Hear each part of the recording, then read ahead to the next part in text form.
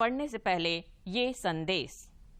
Corona संक्रमण में बढ़ोतरी जारी है। सभी दर्शकों से अपील है कि लापरवाही ना बरतें, सभी एहतियाती उपायों का पालन करें और 44 वर्ष से अधिक उम्र के जिन लोगों ने कोविड का पहला टीका लगवा लिया है, सही समय पर दूसरा टीका लगवाएं। 3 आसान उपायों का पालन करें और सुरक्षित रहें। मास्क लगाएं, 2 गज की सुरक्षित दूरी बनाए रखें तथा बार बार हाथ धोने और साफ सफाई का ध्यान रखें। और अब समाचार विस्तार से। प्रधानमंत्री नरेंद्र मोदी ने बंगाल की खाड़ी के निकटवर्ती देशों के समूह बिम्स्टेक के स्थापना दिवस पर शुभकामनाएं दी हैं। एक संदेश में प्रधानमंत्री ने हाल के वर्षों में कई मोर्चों पर इस समूह की प्रगति की सराहना की। श्री मोदी ने महामारी के समय निरंतर एकजुट होकर काम करने की आवश्यकता पर बल दिया। प्रधानमंत्री ने कहा कि बिम्स्टेक दिवस कोविड महामारी के कठिन दौर में मनाया जा रहा है। उन्होंने कहा कि यह अभूतपूर्व चुनौती है और हम सब के लिए परीक्षा की घड़ी है। बिम्स्टेक सचिवालय द्वारा निभाई जा रही महत्वपूर्ण भूमिका की सराहना की। देश में कोरोना के दैनिक मामलों में गिरावट का दौर जारी है। पिछले 24 घंटे में देश भर में 1,14,460 नए मामले सामने आए हैं, जो 2 माह में सबसे कम है। हालांकि इस अवधि में 2,677 लोगों की जान भी चली गई। पिछले 24 घंटे के अंतराल में 1,89,232 लोगों ने कोरोना को मात देकर जिंदगी की जंग भी जीती।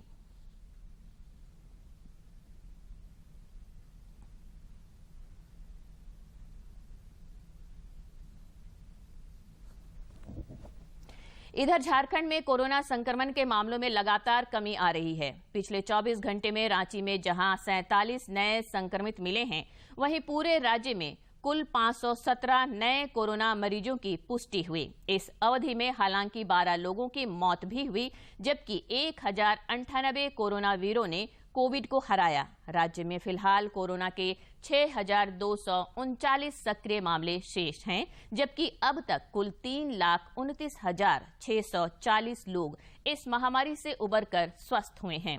राज्य का रिकवरी रेट फिलहाल 96.68% है।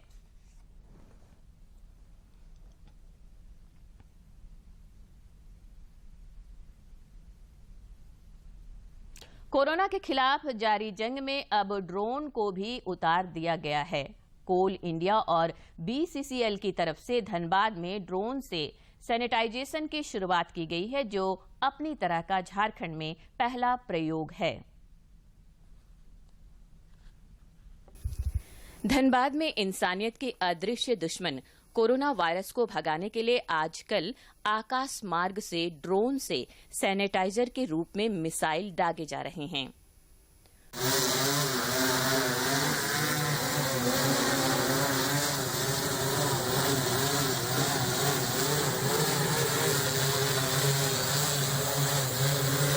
कोल इंडिया और बीसीसीएल ने कोरोना से बचाव के लिए इस नवीनतम ड्रोन तकनीक का सहारा लिया, तो कम समय में बिना किसी अवरोध के सैनिटाइजेशन के काम को अंजाम दे रहा है।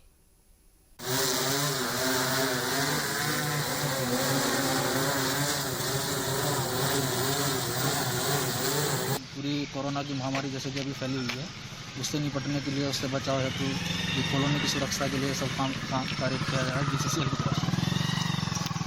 कोरोना योद्धा के रूप में विकसित इस ड्रोन सैनिटाइजर के संचालक गरुड़ा इस कंपनी के कर्मचारी ने बताया कि यह ड्रोन एक बार में 10 लीटर सैनिटाइजर लेकर उड़ने और सैनिटाइज करने की क्षमता रखता है। 1 एकड़ में 20 लीटर सैनिटाइजर यूज होता है और 20 लीटर में 500 ml केमिकल को मिलाया जाता है और उसके मिला के ब्रेन में इसमें मिक्स किया जाता है। उसके बाद इसको सैनिटाइज किया जाता है। कोरोना वायरस से निपटने में ड्रोन का इस्तेमाल निश्चित रूप से सराहनीय पहल है, जिससे कोरोना योद्धाओं की जोखिम भी कम होगी तथा सैनिटाइजेशन भी मिनटों में संपन्न होगा। धनबाद से अजय कुमार की रिपोर्ट। गिरिडीह के प्रसिद्ध चिकित्सक डॉक्टर दीपक बगेड़िया का आज निधन हो गया। कोरोना बीमारी से संक्रमित होने के बाद डॉक्टर बगेड़िया को दुर्गापुर के एक अस्पताल में भर्ती कराया गया था। लंग्स संक्रमित होने के बाद उन्हें वेंटिलेटर पर रखा गया था। पिछले 16 दिनों से उनका इलाज चल रहा था, लेकिन उन्हें बचाया नहीं जा सका। उनके निधन पर विभिन्न राजनीतिक दलों के नेताओं, पत्रकारों, प्रशासनिक अधिकारियों, समाजसेवी संगठनों और चिकित्सकों ने शोक व्यक्त किया है। कोरोना के जोखिम को दूर रखने के लिए देश भर में आजकल बड़े पैमाने पर कोरोना रोधी टीकाकरण अभियान भी चल रहा है। देश में कुल वैक्सीनेशन का आंकड़ा अब बढ़कर 23,22,417 हो गया है। घंटों में 33,53,539 टीकों की खुराक दी गई है, जिससे देश भर में कोरोना टीके की अब तक 23,13,22,417 खुराकें दी गई हैं। कोरोना वायरस के प्रहार से प्रसार भारती परिवार को बचाने के वास्ते आज दूसरे दिन भी डीडी झारखंड परिसर में मेगा कोविड टीकाकरण शिविर का आयोजन किया गया, जिसमें अधिकारियों, कर्मचारियों, केंद्र से जुड़े कलाकार और अन्य कार्यरत कर्मियों तथा उनके परिवार के सदस्यों ने उत्साहपूर्वक टीका लगवाया।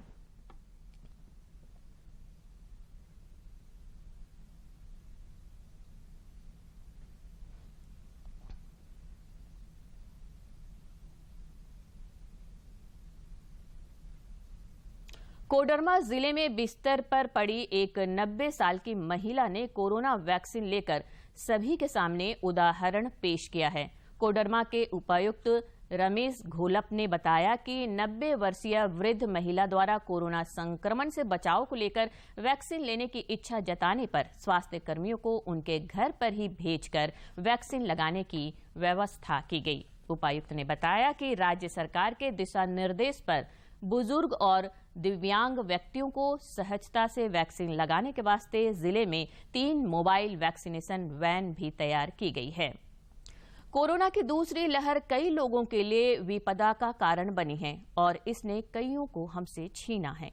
गोड्डा जिले के सुदूरवर्ती गांव दियारा के प्रवासी मजदूर भी इससे प्रभावित हुए हैं, जिनकी मदद के लिए आदिम जनजाति पहाड़िया परिवार की बेटी और राष्ट्रीय हैंडबॉल खिलाड़ी मोनालिसा पहाड़िया ने हाथ बढ़ाया है।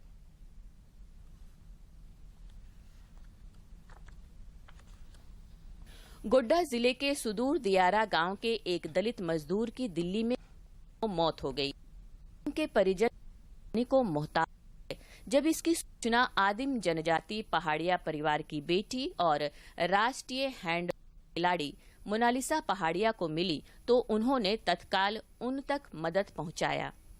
आज दियारा के इस गांव में ये सांप परिवार के बीच हम लोगों ने राशन सामग्री पहुंचाई। ये निरंजन शाह जी जो गोड्डा में रहते हैं, उनके पहल से आज हम लोग ने ये सहयोग इनको कर पाया। मोनालिसा पहाड़िया को इस काम में इलाके के जनप्रतिनिधियों का भी साथ मिला है, जिसके लिए उन्होंने आभार जताया है। महागामा विधायक दीपिका पांडे मैम को हम लोग ने इन्फॉर्म किया कि मैम ऐसा बात है। उन्होंने आगे आकर हम इस परिवार की मदद किया। हम तहे दिल से मैम का धन्यवाद करते हैं। गोड्डा जिले के सुदूर गांव दियारा के प्रवासी मजदूर के परिजनों तक मदद पहुंचाकर मोनालिसा पहाड़िया ने नजीर पेश की है, जिस पर सबों को अमल करना चाहिए, क्योंकि कहा जाता है अपने लिए जिए तो क्या जिए। गोड्डा से कुमार की रिपोर्ट। अल्पसंख्यक कल्याण सह पर्यटन मंत्री हफीजुल हसन ने गिरिडीह में पत्रकारों से बातचीत करते हुए धार्मिक और पर्यटन स्थलों के विकास के साथ ही अल्पसंख्यक कल्याण पर भी जोर दिया।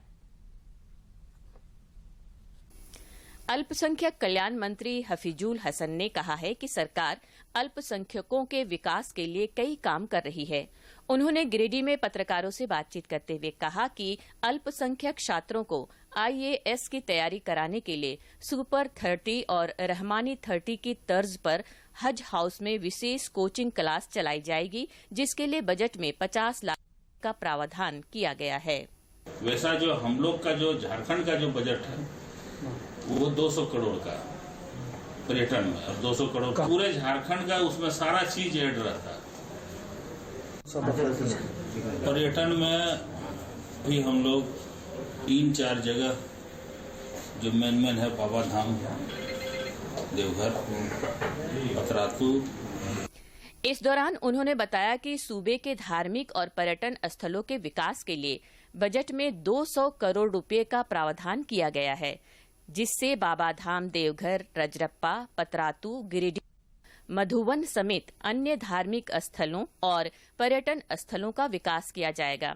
पर्यटन मंत्री ने कहा कि विश्व प्रसिद्ध तीर्थ स्थल मधुवन के विकास के लिए केंद्र सरकार ने भी राज्य सरकार को फंड उपलब्ध कराया है। रजरप्पा सेंट्रल का भी फंड आया है। सेंट्रल गवर्नमेंट भी जो मंदिर यहाँ पार्श्वनाथ मंदिर है मधुबन है, वहाँ फंड दिया, तो उसमें भी कितना दिया है वो क्लियर नहीं हुआ। जैसे बाबा बैजनाथ धाम में भी 9 करोड़ रुपया सेंट्रल का आया, इसको हम ही लोग को करना, लेकिन सेंट्रल का पैसा है, तो उसमें हम लोग काम करेंगे। मंत्री हफीजुल हसन ने बताया कि राज्य में कब्रिस्तानों की घेराबंदी भी होगी तथा कब्रिस्तानों की घेराबंदी में आ रही अड़चन को दूर किया जाएगा। गिरिडीह से रमेश प्रभाकर की रिपोर्ट। सूचना और प्रसारण मंत्री प्रकाश जावड़ेकर ने कोरोना जागरूकता से संबंधित एक वीडियो क्लिप साझा किया है, जिसमें अभिनेता अक्षय कुमार दवाई भी कड़ाई भी जीतेंगे लड़ाई भी का संदेश देते दिख रहे हैं। आप भी देखें वो क्लिप। ये 5 बातें तो देंगे कोरोना को मार। हर घर ने ठाना है कोरोना को हराना।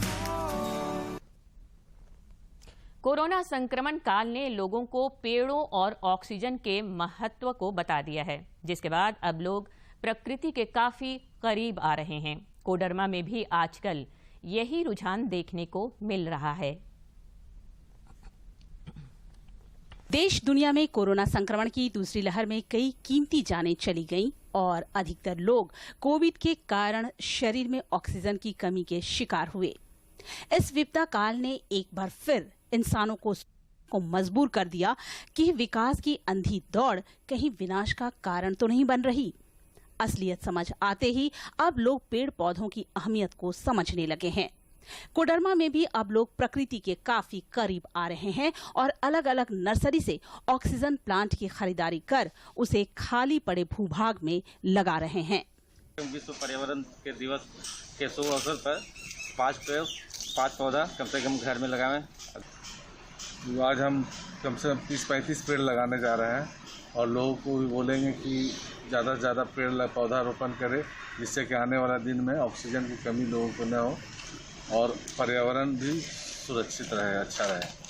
कोडरमा के एक नर्सरी संचालक ने बताया कि विभिन्न संगठनों के अलावे व्यक्तिगत रूप से भी लोग फलदार छायादार वृक्षों के साथ साथ 24 घंटे मानव जीवन के लिए ऑक्सीजन देने वाले पौधों की खरीदारी है।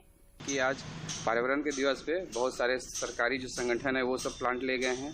बाकी बहुत सारे लोग आए नर्सरी में प्लांट लेने के लिए, और खास करके ऑक्सीजन वाला प्लांट जैसे एरिका पाम, स्नैक प्लांट, ये सब ऑक्सीजन 24 घंटा देते हैं। इंडोर प्लांट है और आम, अमरूद, लीची, अनार, चीकू, ये सब प्लांट आज लगाया गया और बहुत ज़्यादा काफ़ी लोग आज प्लांट ले गए हैं और ऑक्सीजन के लिए कि ऑक्सीजन की कमी ना हो, इसी कारण से सब प्लांट लगा रहे हैं। पर्यावरण संतुलन बनाए रखने के लिए जहां धरती पर पेड़ पौधों का होना बेहद जरूरी है, वहीं इसका दूसरा लाभ मुफ्त और निर्बाध ऑक्सीजन सप्लाई भी है, जो इस कोरोना काल में हम इंसानों को खरीद कर भी लेनी पड़ी है। कोडरमा से गजेंद्र बिहारी की रिपोर्ट। प्रदेश भाजपा ने ट्राइबल एडवाइजरी कमेटी TAC को लेकर राज्य सरकार के निर्णय पर कड़ा ऐतराज जताया है। प्रदेश अध्यक्ष दीपक प्रकाश के नेतृत्व में पार्टी के एक प्रतिनिधिमंडल ने राजभवन में राज्यपाल द्रौपदी मुर्मू से मुलाकात कर उन्हें इस संबंध में ज्ञापन सौंपा। भाजपा ने रूपा तिर्की हत्याकांड की CBI जांच की भी मांग की है।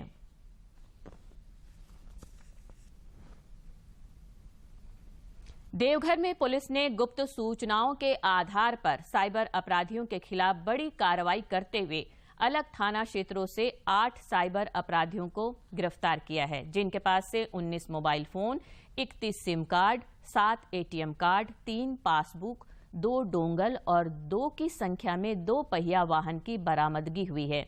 SP अश्वनी कुमार सिन्हा ने बताया कि ये शातिर अपराधी फर्जी बैंक अधिकारी और कस्टम केयर प्रतिनिधि बनकर लोगों से KYC कराने के नाम पर ठगी किया करते थे। साथ ही डिजिटल पेमेंट मोड का भी दुरुपयोग करते थे। 8 साइबर क्रिमिनल गिरफ्तार किए गए हैं। उनके पास से 19 mobile, 32 SIM, 7 ATM, 3 passbook, 2 dongle, 2 bike और कैश 7,500 रुपया बरामद हुआ है। यह छापामारी 2 टीमों के द्वारा की गई है। एक का नेतृत्व DYSP मंगल सिंह जामुदा, दूसरी टीम का नेतृत्व DYSP नेहा बाला कर रही थी। उल्लेखनीय है कि 8 साइबर क्रिमिनल्स में 3 साइबर क्रिमिनल्स का आपराधिक इतिहास पाया गया है। सिमडेगा में PCR वैन में तैनात कुछ पुलिसकर्मियों के द्वारा रात में मालवाहक वाहन के चालक से अवैध वसूली करने का वीडियो वायरल होने के बाद पुलिस अधीक्षक डॉक्टर शम्स तबरेज ने प्रथम दृष्टया जांच में दोषी पाने पर 5 पुलिसकर्मियों को तत्काल प्रभाव से निलंबित कर दिया है। जांच में वायरल वीडियो की सत्यता प्रमाणित हुई, जिसके बाद यह कार्रवाई हुई है। राज्य में पिछले 24 घंटे के दौरान कहीं कहीं हल्के से मध्यम दर्जे की बारिश दर्ज की गई है। सर्वाधिक बारिश धनबाद के मैथन में 27.2 मिलीमीटर रिकॉर्ड की गई। 1 जून से 5 जून के बीच रांची में सबसे अधिक बारिश हुई है, जबकि गुमला, लातेहार, पश्चिमी सिंहभूम और सरायकेला खरसावां जिले में वर्षा का रिकॉर्ड 0 रहा है। मौसम विज्ञान केंद्र ने बताया है कि आगामी 12 जून तक वर्षा का यह सिलसिला फिलहाल चलता रहेगा। 8, 9 और 10 जून को कहीं कहीं तेज हवाओं के चलने और आंधी तथा वज्रपात की भी आशंका है।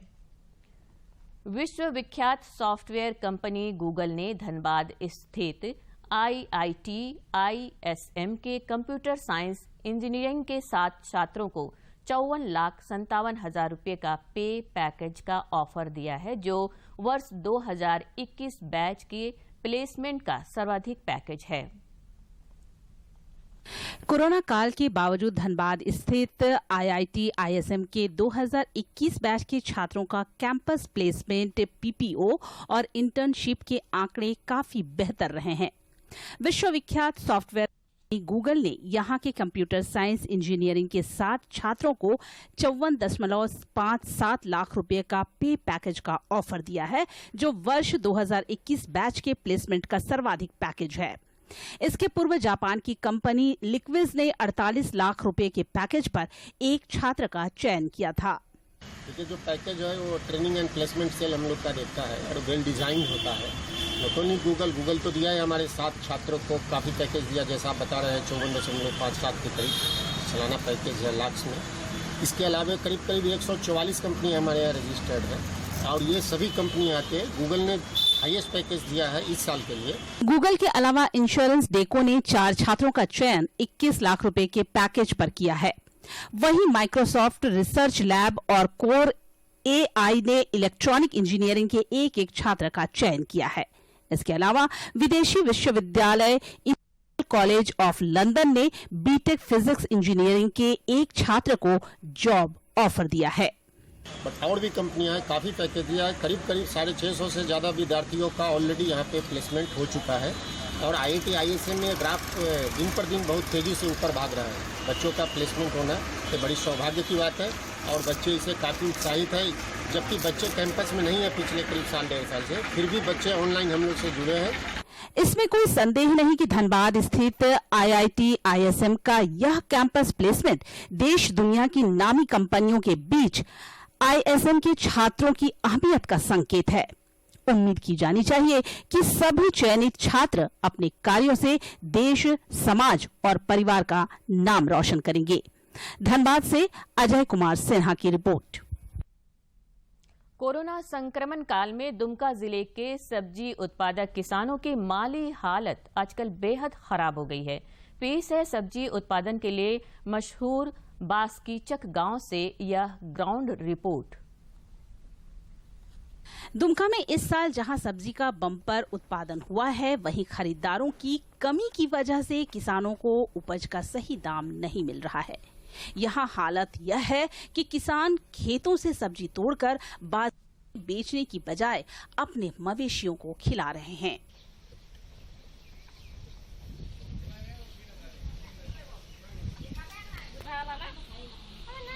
दुमका जिला अंतर्गत सदर प्रखंड में मयूराक्षी नदी के किनारे बसा बास्कीचक गांव सब्जी उत्पादन के लिए काफी मशहूर है। पिछले 4 दशक से यहां की सब्जियां स्थानीय बाजार के अलावा दूसरे शहरों की मंडियों में भी जाती रही हैं, मगर इस बार ऐसा नहीं है। इसमें हम लोग का किसान का मरण है, 1 लाख 2 लाख रुपया पूंजी फंसाते हैं हम लोग, उसमें हम लोग का असल पैसा भी नहीं उठता है। गाँव के इन हरे भरे खेतों को देखकर किसान के मन को खुशी से भर जाना चाहिए, मगर बास्कीचक गांव के सब्जी उत्पादक किसानों में मायूसी है।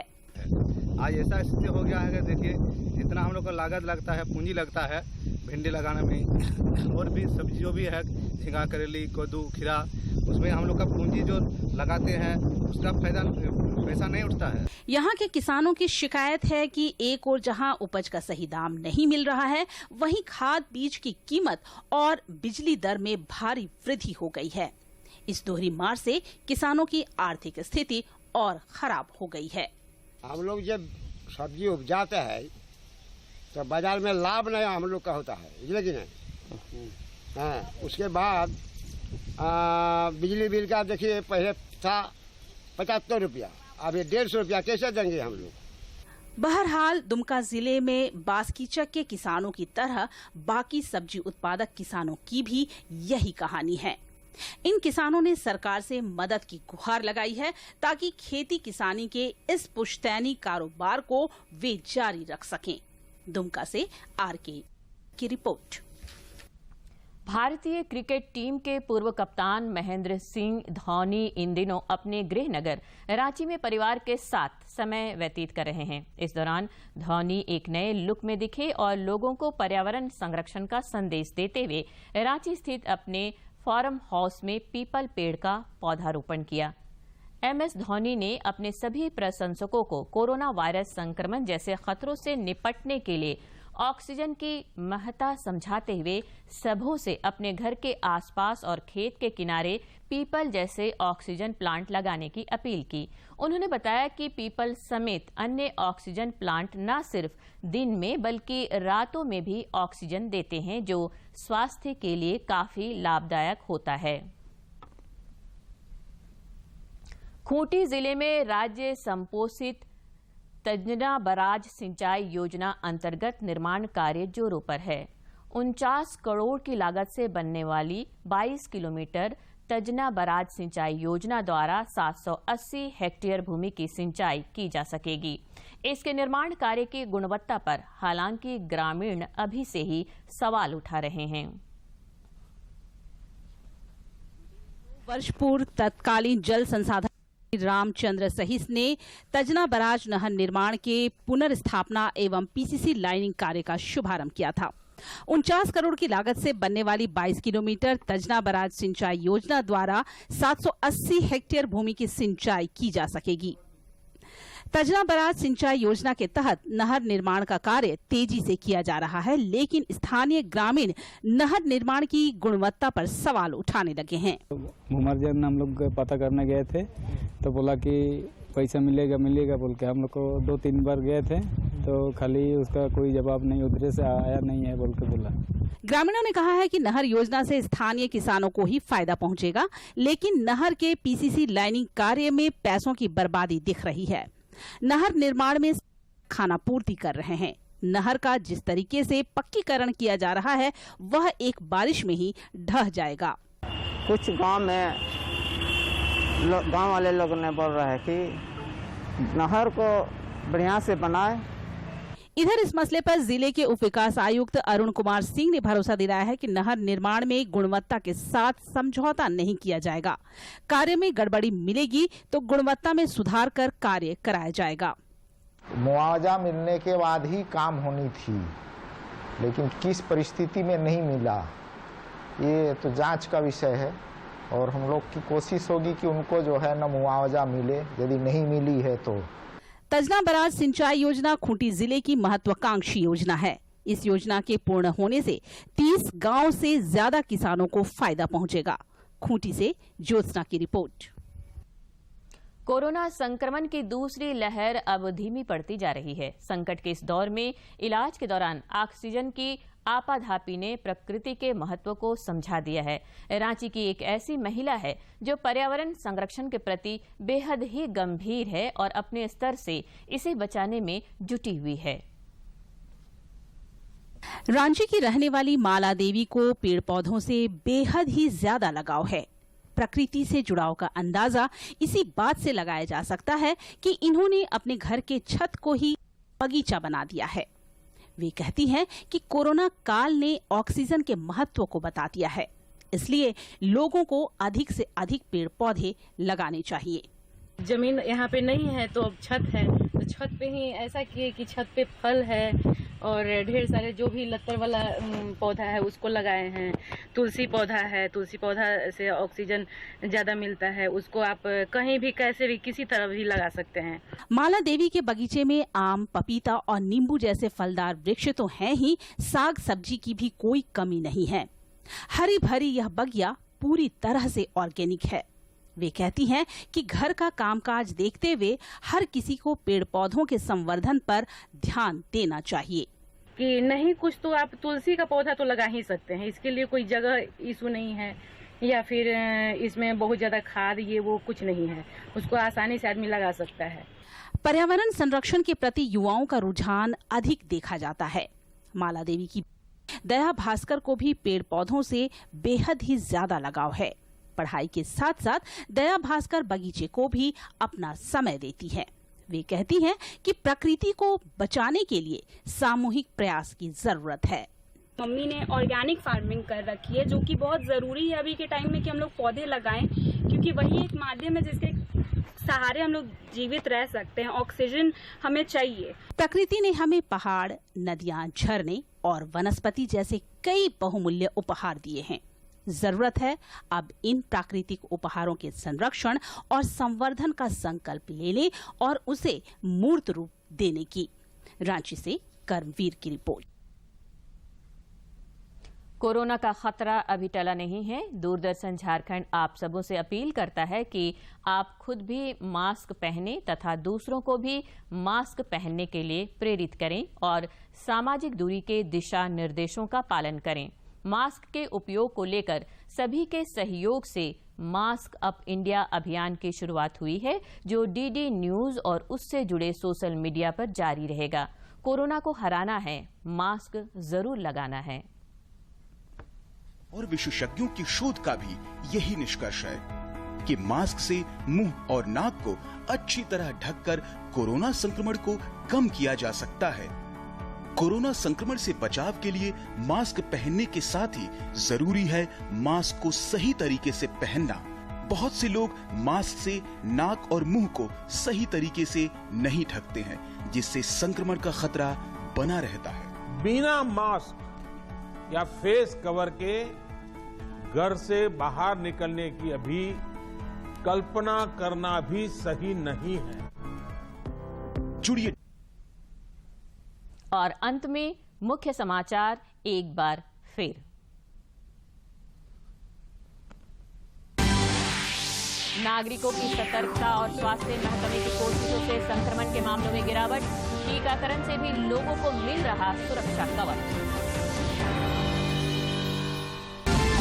अल्पसंख्यक कल्याण सह पर्यटन मंत्री हफीजुल हसन ने धार्मिक और पर्यटन स्थलों के विकास पर दिया बल। अल्पसंख्यक छात्रों के लिए हज हाउस में चलेगी IAS कोचिंग क्लास। भाजपा ने ट्राइबल एडवाइजरी कमेटी को लेकर राज्य सरकार के निर्णय पर जताया कड़ा ऐतराज। राज्यपाल को सौंपा ज्ञापन। रूपा सिंह की हत्याकांड की CBI जांच की भी मांग। और देवघर के 3 अलग अलग थाना क्षेत्रों से 8 साइबर अपराधी गिरफ्तार। कई चीजें बरामद। फर्जी बैंक अधिकारी बनकर लोगों से करते थे ठगी।